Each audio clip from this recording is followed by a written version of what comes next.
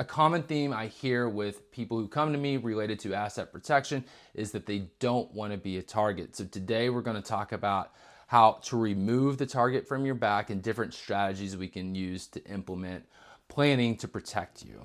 Let's get into it. All right, you don't want to be a target.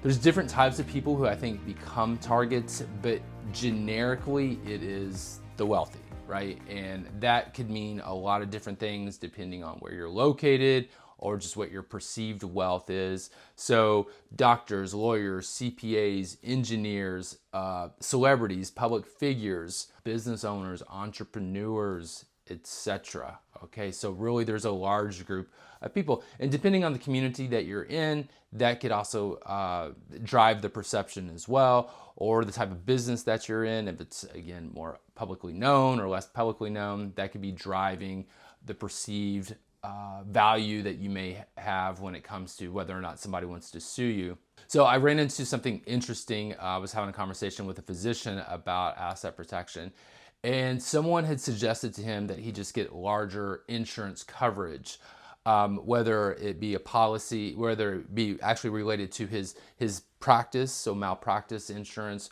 or it be related to like an umbrella policy, so things that would happen maybe outside of his practice of medicine. So the interesting thing about that was he mentioned to me that he'd known a few people who had been a few physicians who'd been sued, and the common driver in those situations was that these people had significant policy coverage, whether malpractice or umbrella insurance. And so that was actually what was causing them to be a larger target. They'd gone out, they'd gotten more coverage thinking it's going to protect them. And maybe it did protect them on some level from larger settlements, but it gave them a larger target on their back related to, hey, this is someone who can actually pay a settlement or a claim. So that's an interesting aspect of all of this. So ultimately, regardless what your situation is, whether and why you are perceived as being a target, at the end of the day, the way to stop personal creditor claims against you is to make sure that you own as little as possible in your individual name. Now, I see videos on the internet related to this all the time. I'm not sure what these people's credentials are who are talking about these things. Sometimes I'm confident that they don't have any credentials or real experience related to asset protection planning and strategies. But my point is, they'll say, own nothing. You know, the Rockefellers or whoever it may be, own nothing. They owned nothing in their individual name. Everything was in trust. There's a science to this. There's also an art to this. So just getting everything out of your name into an irrevocable trust isn't necessarily the solution either. The thing you got to worry about is what's called fraudulent transfer conveyance doctrine. We have to avoid that.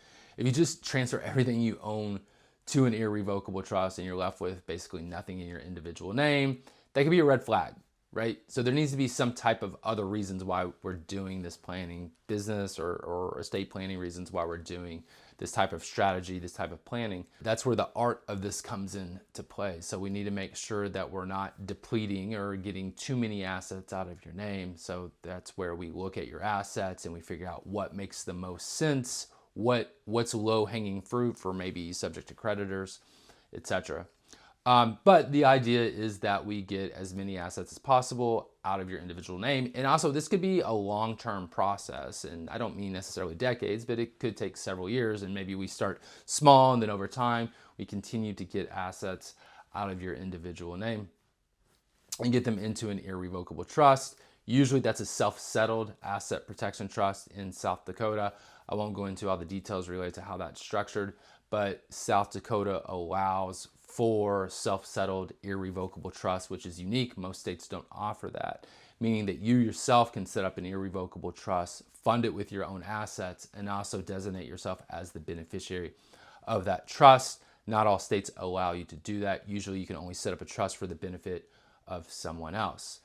At the end of the day, you may not really be able to remove the target off your back, but what you are able to do is create significant legal barriers and hurdles for creditors to come after you. And maybe even for them want to come after you. Maybe they begin that process of saying, hey, I want to sue this physician.